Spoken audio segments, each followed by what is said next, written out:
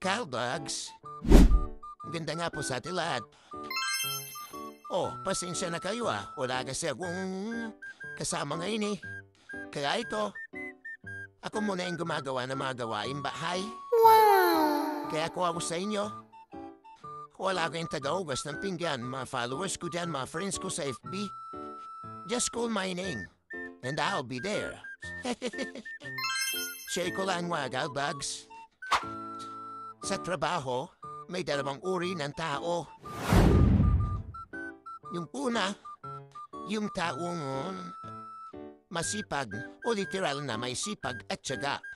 Wow! Yan yung mga taong may inspirasyon at may pangarap sa buhay. Wow! Sila ba yung mga tao na sa sobrang sipag, hindi na kailangan mang-apak ng tao o mang-down ng tao para lang umangat? Yay!